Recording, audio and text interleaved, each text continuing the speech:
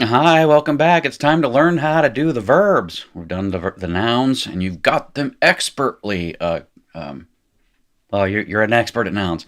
Let's get on with becoming experts at the verb. This will be chapter 4 in Bartelt, and I won't turn to it right now. I don't like to do that. But what you'll have is something called the perfect aspect. And I'm not really going to call it well, I guess I will call it the perfect aspect for the sake of the book. What it, yeah, what I'm not going to do is use the term suffixes. This is the suffixed form of the verb, perfect, past tense, but it's not really perfect or past tense.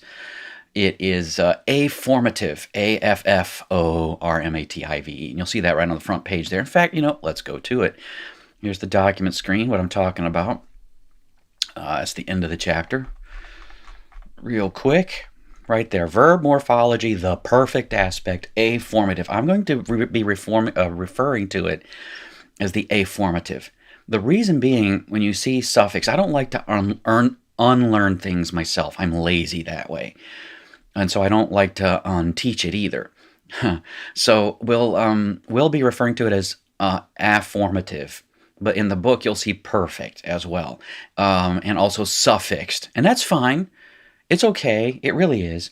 I think what my goal is for you is to understand that you have afforms and preforms after the form and before the form, right?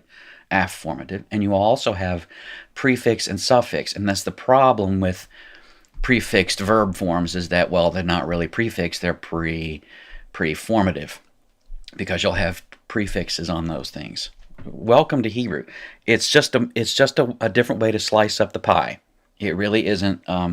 It really isn't anything that is existential to the language. Okay, so why don't we get started here? Basically, you have the perfect and the imperfect, the afformative and the preformative, as I said, and tense is in quotes because really there is no such thing as tense inherent in the Hebrew verb. It is context driven. And believe me, it is complicated. So we'll just do past and future for the time being, but I'll always be saying there is no tense inherent, because the perfect isn't really the past. It's doing something completely different, and there's no way to really describe it in chapter 4. Okay, and that's what B and C is. Oh, that's B. Let's see. Verb forms are based on a verbal root, usually a 3-consonant stem, usually, right? There will be the major variations in chapter 5, but let's get chapter 4 down first. Yeah, and you'll see a lot of stuff going on. The perfect aspect. Okay, let's just write that down. Now, here it is in a vacuum. All right, there's all your afforms, okay?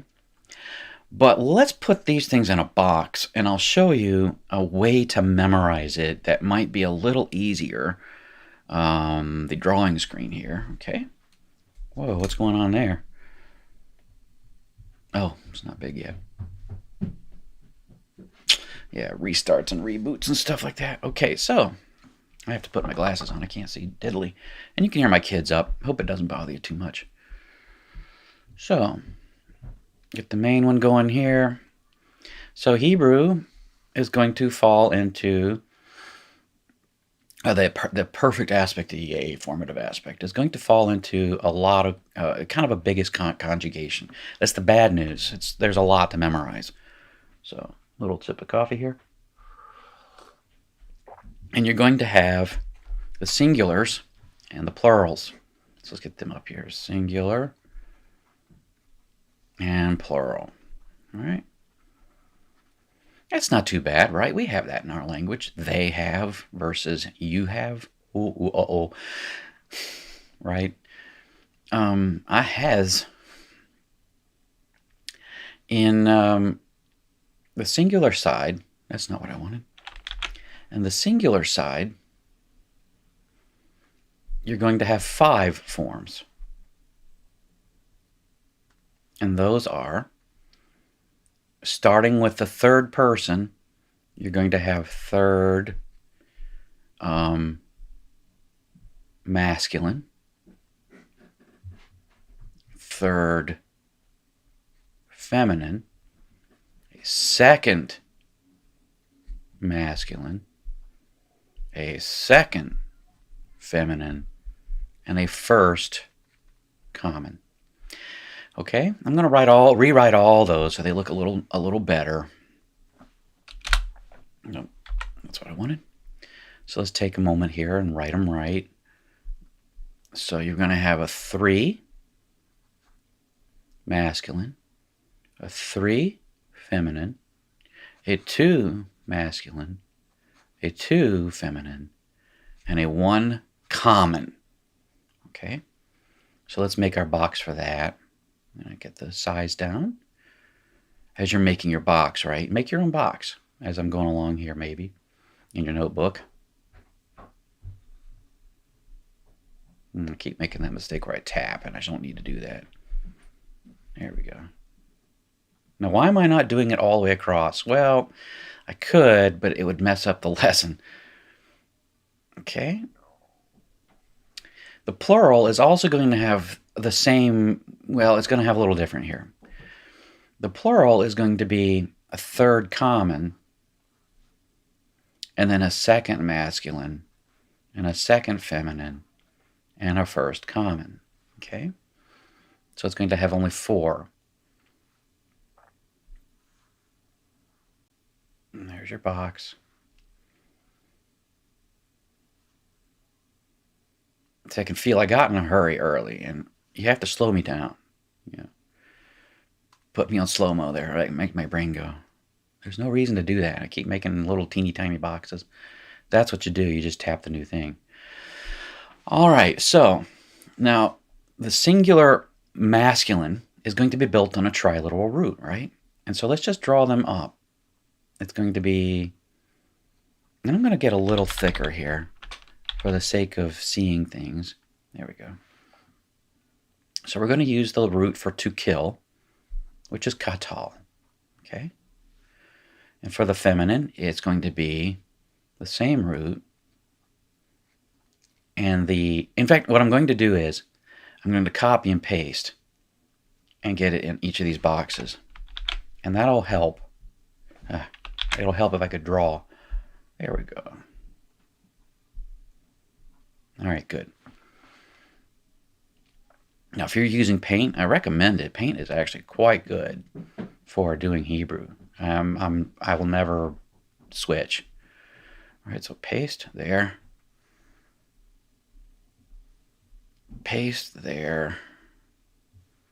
Paste there.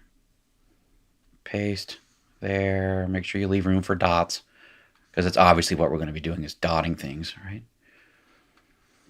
Paste there. Okay, now the reason I wanted to do that is so that I can switch colors. And that's why I really love Paint, because it's very easy to just switch colors. The A-forms, because this is the Afformative, right? I'm going to check to make sure I am broadcasting right before I get going. Yes, I am broadcasting to you correctly. Excellent. And you can see that. Good. The A form for the 3rd feminine is going to be surprise, surprise. Hey. Right? Very good. The A form for the 2nd masculine is going to be a tau. The A form for the 2nd feminine is also going to be a tau.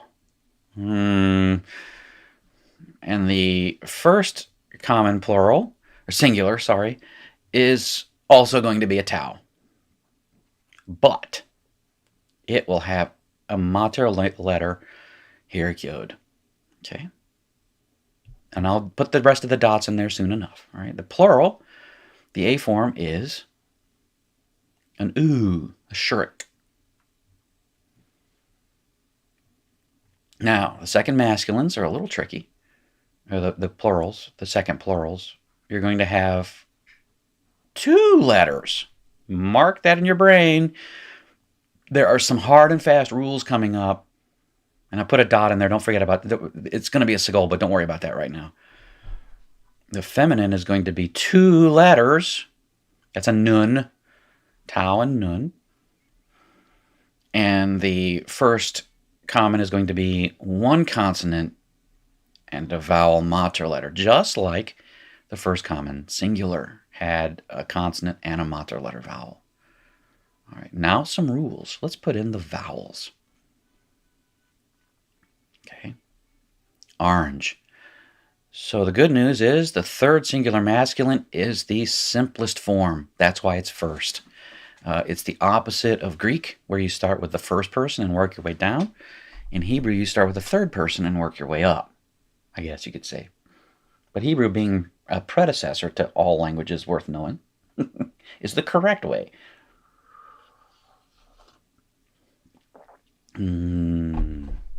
Third feminine. Now, here you have a rule.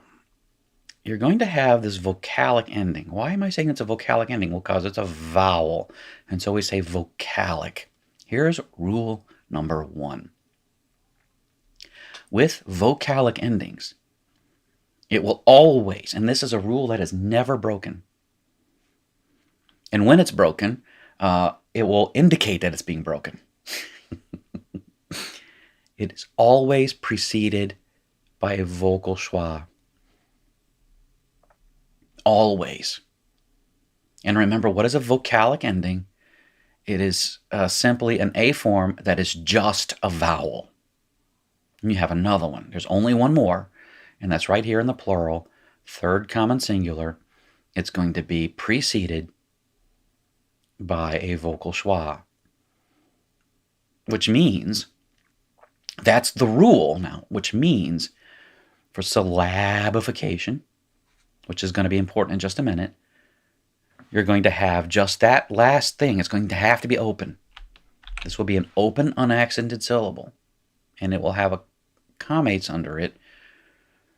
And in order for you to know that it's open and unaccented and not closed, the Masoretes will put a nice little metheg there, and that is pronounced ka to la.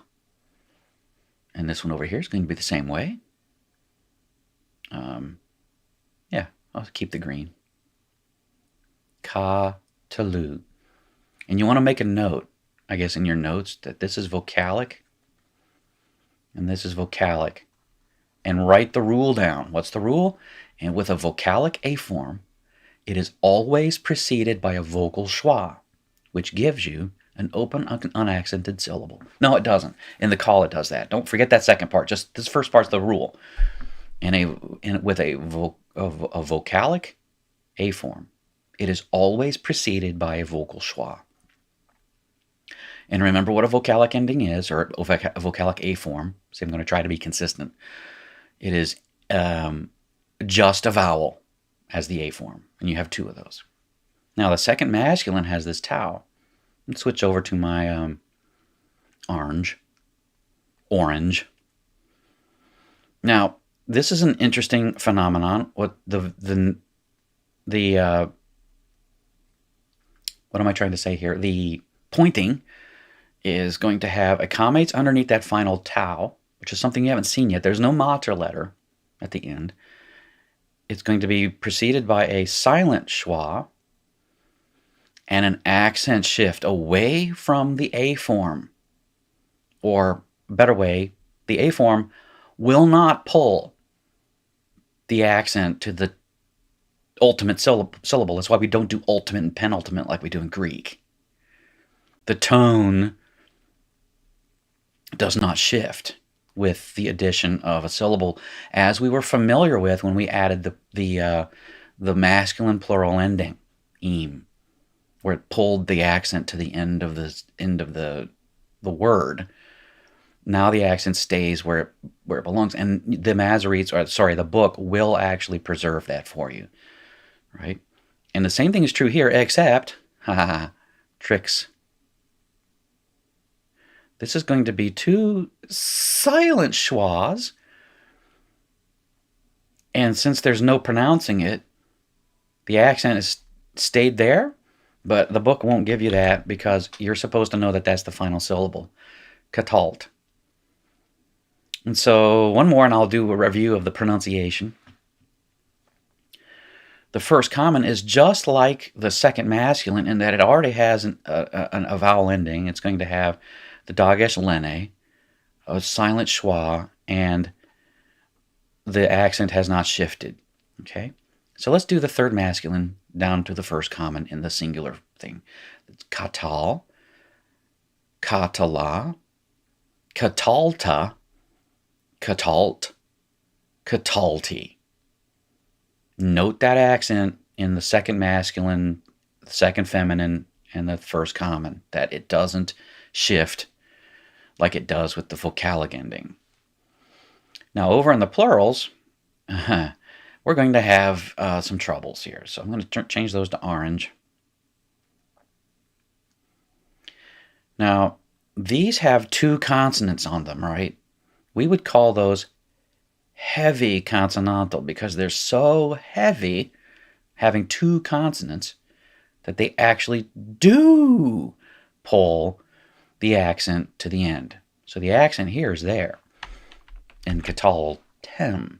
And so what you have is a proprytonic syllable.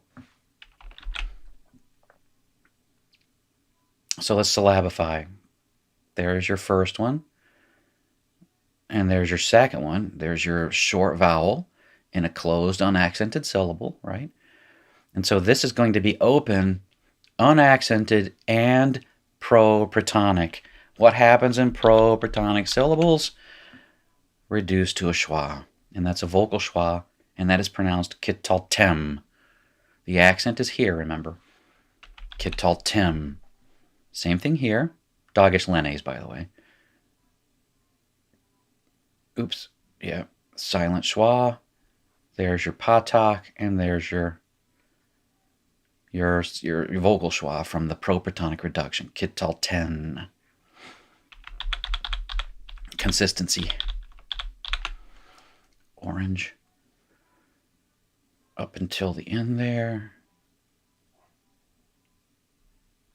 And then I'm going to give you green to show you the little shift. The proprytonic reduction. In the first common, you have a consonant, but not two consonants. So it's like these other ones over here, the singulars.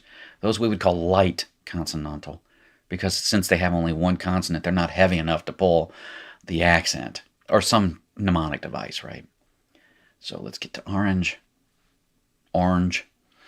I'm raised all over. My accent is properly Mountain Appalachian in North Carolina. But I've lived in Alabama, in Chicago, and St. Louis, which is a cosmopolitan area. Everybody moves to St. Louis. Nobody's from St. Louis. And then I lived in Buffalo for a while, which has its own thing going on, right? So, right, it's a light consonantal. It won't pull the accent, and you have Catalnu.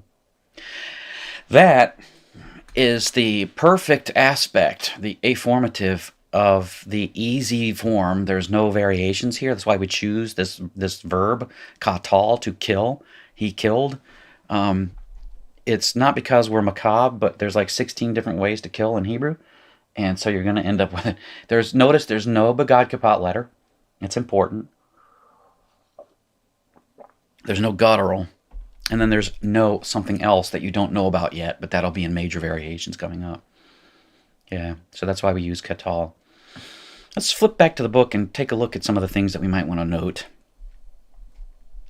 Right, there's the stuff you want to memorize. I've given you basically an alternative way to memorize it, and slow-mo for it, right? Certain patterns, I did that, but let's take a look. The third singular masculine has no suffix. The vowels are the vowels learned with the root, right? The other third person form adds a vocalic suffix.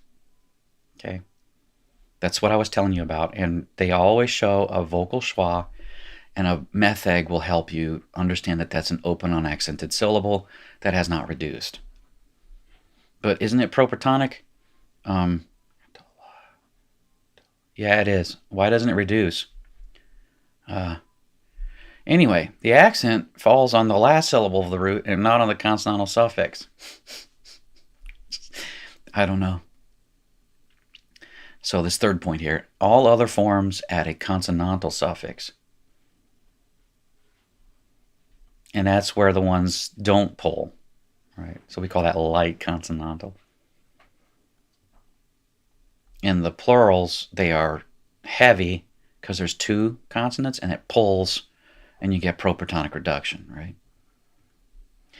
Note here, E, the translational value of the perfect aspect is complex, right? And don't worry about getting it wrong. Just do the best you can. There isn't really a wrong yet, right? And what I'll do is I'll try to help you understand nuances as we learn more, and we have to throw things in. Do you think chapter 17 or 18 when we start really hammering away at the verb, and I'll help you a little bit more. This direct object marker, interesting thing. It's an F, and it can be proclitic, which means with a makef, a dash, to attach it to the word, and it's going to mark. It's not translated. It's going to mark a definite direct object. It will not mark an indefinite direct object. Okay, what's that all about? Repetition. Just do it. Okay. Negation of finite verbs is lo before the verb. Lamed, aleph. Word order is basically going to be verb, subject, object. Inductive stuff, I'm not going to teach anything here, and we'll demonstrate it in exercises later. Let's do the verbs. Let's do the vocab. The verb for to say is amar. To choose is bachar. And right away, you need to know that bachar, to choose, and remember, to choose is a big word in the Bible. To choose, God chose you, right? It's a big deal, especially in Deuteronomy. It's going to mark its definite direct object with a baith. I think it's a definite direct object. Might just be any direct object with a baith. So you'll see bachar plus baith plus, which prefixed onto something else, and you'll just go crazy trying to figure it out. That's all right. We're trying to drive you to the point of madness. Karath is the verb for to cut, and there's an idiom. You cut a covenant, and it is related to the fact that you have to kill something in order for the covenant to come about. It's theology attached to it and cultural stuff, but for the most part, unless it calls for it, you probably want to translate karath, berith as make a contract, or make a covenant. Make a covenant. Just make it a covenant, because we're all Presbyterians at heart. Okay, kathav is to write. I'm just teasing. Lamad is to learn. Avad is to serve or worship. And you want to make that camel choking sound there. You'll note that it gives you two forms, one with the vowels and one without. Yeah, the vowels don't matter much. But learn the vowels now for a while. Kara. That's an elided, the quiescent elephant. Remember the acquiescing elephant? Kara. That's why it's not spelled with a patak in the second syllable. Shalach. Send or stretch out. Shema. You'll want to do that. You'll want to make the choking sound. I'm telling you. Believe you me now. And then shamar, to guard. Look at all those words you're going to mess up. Oh. How many times are you going to see shema and think it's guard, watch, observe, or keep? And how many times are you going to see shamar and think it's hear or listen? It's going to be countless times you're going to miss that. Ach is brother. Achim, you'll note, virtual doubling. So if you want, you might want to take an extra vocabulary card and make it. Brothers. Wilderness is midbar. You'll see that a few times. Coal. You go, wait a second, don't I already know that word? No, you know. Kaf, lamed. This is kof, lamed. I don't know how to do a mnemonic device to distinguish the hard K sound from the hard K sound. The hard Q sound. Sha'ar is a segalit. It has no segol because it is a guttural, and gutturals prefer A vowels. Sha'ar is gate. Lo negates. F is definite direct object marker. Congratulations, you are now the expert at the simplified form of the call perfect. Enjoy it. I'll see you next time with exercises, and we'll go through it together and have a ball. Right. I really enjoy doing this with you. I hope this helped more than it hurt, and we'll see you next time.